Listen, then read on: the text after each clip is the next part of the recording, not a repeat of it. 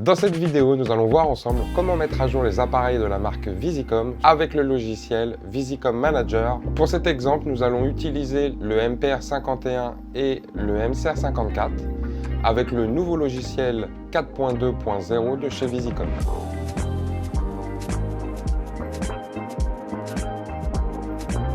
Eh bien, on va le lancer.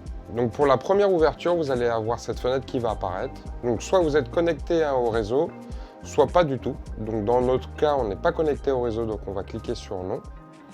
À partir de ce moment-là, vous allez voir cette barre bleue qui va monter pour rechercher tous les appareils connectés. Et enfin, on va les voir apparaître. Donc aujourd'hui, on va parler du MPR51ENG et du MCR54 pour vous montrer par la même occasion comment faire des mises à jour avec ce matériel. Pour ce faire, il vous suffit d'aller tout simplement sur FW Update, d'aller sur le récepteur en question, donc on va commencer par le MPR51, de cliquer sur Show Bootloader Update Package pour voir s'il y a un autre bootload de disponible. Donc pour le cas du MPR51, il n'y a rien de nouveau.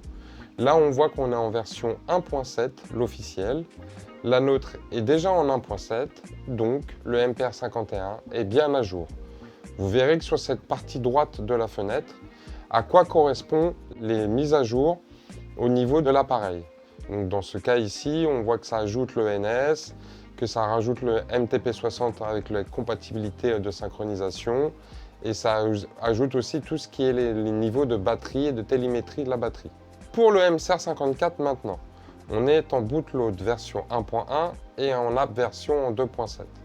Donc on va aller sur Select File, on va refaire la même opération et on voit qu'ici apparaît une version de bootload en 1.2. Comme nous le voyons ici, on est en 1.1.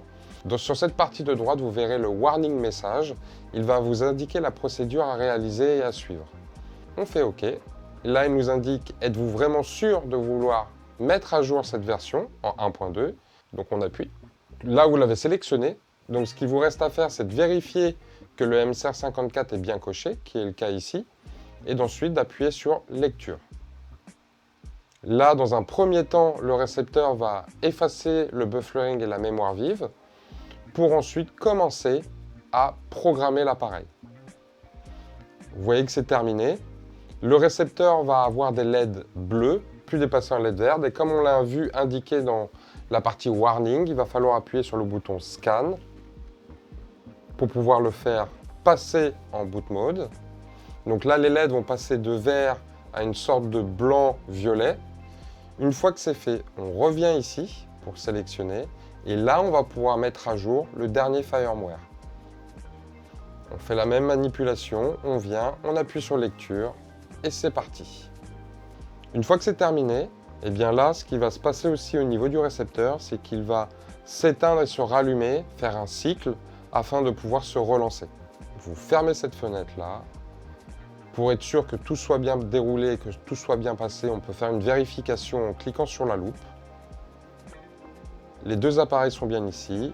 On revient sur FW Update et on vérifie que la 1.7, la 2.9 et la 1.2 de bootload sont bien à jour. Et bravo, nous venons de mettre à jour le MCR54 sur la dernière version et maintenant on va voir ce qu'elle apporte de différent par rapport aux précédentes.